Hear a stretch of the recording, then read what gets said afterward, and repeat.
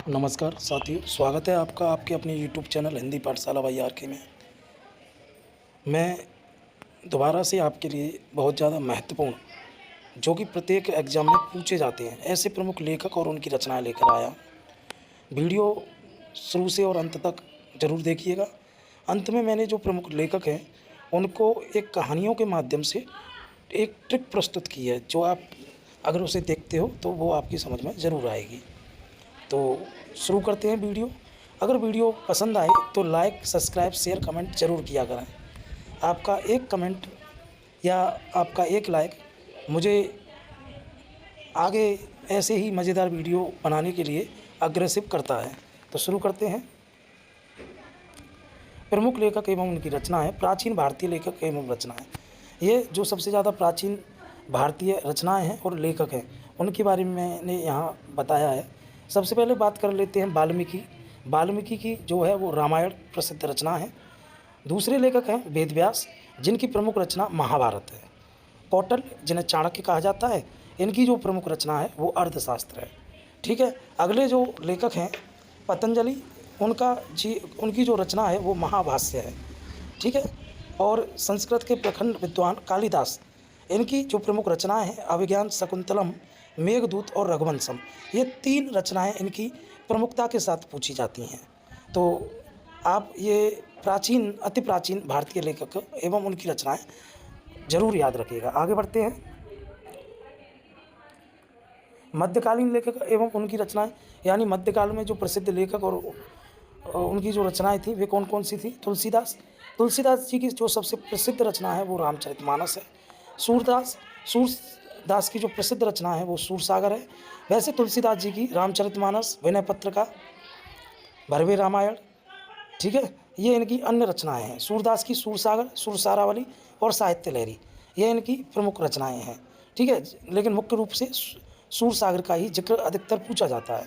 अगले जो कवि हैं या लेखक हैं, उनकी प्रसिद्ध रचना है, कबीरदास नाम है उनका, और प्रसिद्ध जो रचना है बीजक है। अब कभी कभी प्रश्न ये आ जाता है कि बीजक में किन का संग्रह है, यानी किस तरह के छंदों का संग्रह है। तो इसमें साकी, शबद और रमैनी, इन 3 तरह के छंदों का प्रयोग इसमें किया गया है। अगले जो लेखक हैं या रचनाकार हैं मलिक मोहम्मद जायसी, जिनकी प्रमुख रचना पद्मावत है। इसके अलावा जो इनकी अन्य रचना है अकरावट, आखिरी कलाम, ये इनकी अन्य प्रमुख रचनाएं हैं। ठीक है। अगले लेखक हैं जयदेव। जयदेव की जो प्रसिद्ध रचना है गीत गोविंद है। परीक्षा की दृष्टि से अगर बात की जाए तो ये सबसे ज़्यादा महत्वपूर्ण रचना है, गीत गोविंद। आगे बढ़ते हैं बच्चों। अब आधुनिक भारतीय लेखक एवं रचनाएं। तो आधुनिक भारतीय लेखकों का अगर जिक्र आता है तो उसमें मुंशी प्रेमचंद जी का नाम ना लें तो अधूरा है। तो मुंशी प्रेमचंद जी की जो 3 प्रमुख रचनाएं पूछी जाती हैं वो हैं गोदान, गबन और कर्मभूमि। ऐसे ही महादेवी वर्मा की जो प्रसिद्ध रचना है वो यामा है। वैसे मेरा परिवार भी इनकी एक अन्य प्रमुख रचना है। ठीक है। हरवंश राय बच्चन, मधुशाला, मधुबाला, मधुकलश, ये इनकी अन्य प्रमुख रचनाएं हैं। लेकिन बहुत ज़्यादा महत्वपूर्ण जो रचना है वो मधुशाला है। ठीक है। अगली जो रचना है वो रामधारी सिंह दिनकर, रश्मरती। रश्मरती इनकी जो है वो प्रमुख रचना मानी जाती है। ठीक है। अगले लेखक हैं जयशंकर प्रसाद। जयशंकर प्रसाद जी की सर्वश्रेष्ठ जो रचना है वो कामायनी है। ठीक है। और कामायनी में जो है वो 16 सर्ग दिए गए हैं। अगले प्रमुख लेखक हैं भीष्म साहनी। भीष्म साहनी की तमस, ये बार बार एग्जाम में पूछी जाती है और परीक्षा की दृष्टि से बहुत ज़्यादा महत्वपूर्ण है। ठीक है। अब बात कर लेते हैं जो मैंने आपसे लास्ट में कहा था कि प्रमुख लेखकों की रचनाओं की कहानी किस तरह से तैयार की गई है। तो रामधारी सिंह दिनकर की रचनाओं की सुपर ट्रिक देख लेते हैं। ठीक है। कहानी या ट्रिक क्या बनेगी। जब दिनकर सूरज उगा तो कुरुक्षेत्र में उर्वशी ने रश्मरती सूर्य के रथ पर बैठकर हुंकार भरी और कहा संस्कृति के 4 अध्याय पढ़ो। यह इनकी सारी रचनाओं का लेखा जोखा है, यानी जो इनकी प्रमुख रचनाएं हैं रामधारी सिंह दिनकर जी की, कुरुक्षेत्र, उर्वशी, रश्मरती, हुंकार और संस्कृति के 4 अध्याय।